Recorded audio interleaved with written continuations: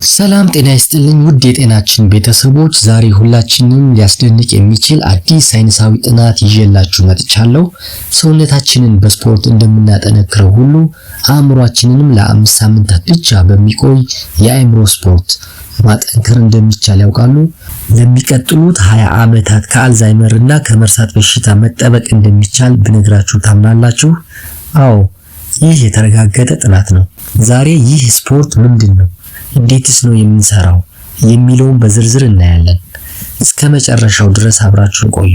ጥናቱ እንደሚያመለክተው አእምሮን የሚያሰሩ ሜንታል ኤክሰርሳይዝ ተግባራትን ለተከታታይ 5 ሳምንታት ብቻ ማድረግ ትልቅ ለውጥ ያመጣል። ይህ ማለት አእምሮን የማሰልጠን ስራ ለአጭር ጊዜ ተሰርቶ ውጤቱ ግን ለሁለት አስርት ዓመታት አብሮን ይዘልቃል።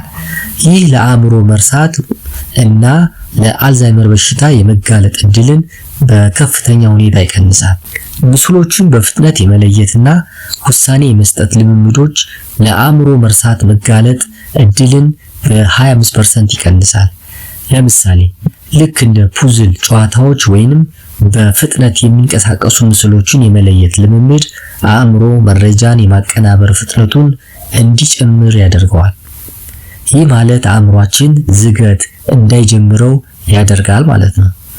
ልምምዶቹ ውጤታማ የሚሆኑት አእምሮ ጠንከር ያሉና ፈታኝ የሆኑ ተግባራትን ሲያከናውን ብቻ ነው። ምሳሌ አዳዲስ ቋንቋዎችን መማር፣ አዲስ ቋንቋ መለማመድ አዳዲስ የአእምሮ ነርቮች እንዲገናኙ ያደርጋል። ሂሳብ መስራት ካልኩሌተር ከመጠቀም ይልቅ በጭንቅላት ሂሳብ መስራት አእምሮን በከፍተኛ ሁኔታ ያሰራል። ሌላኛው የንባብ ልምምድ ነው። ጥልቅ የሆኑና ትኩረት የሚጠይቁ መጽሐፍትን ማንበብ። ልክ ስፖርት ስንሰራ ሰውነታችን እንደሚያልበው ሁሉ አእምሯችንም በእንደዚህ አይነት ተግባራት ማላብ ወይንም መጨነቅ አለበት። ያኔ ነው ጥንካሬው የሚጨምረው። ለጥቂት ሳምንታት የተደረገ ከፍተኛ የአእምሮ እንቅስቃሴ ውጤቱ እስከ 20 ዓመታት ድረስ አብሮ ሊዘልቅ እንደሚችል ተረጋግጧል።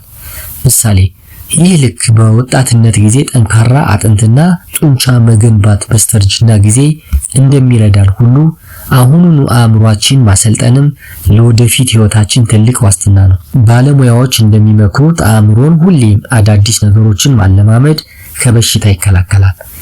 በየቀኑ የምናደርጋቸውን ነገሮች መቀየር፣ ለምሳሌ በሌላ መንገድ ወደ ቤት መሄድ፣ ባልተለመደ እጃችን ቅርስ መቦረሽ አእምሮን ንቁ ያደርገዋል።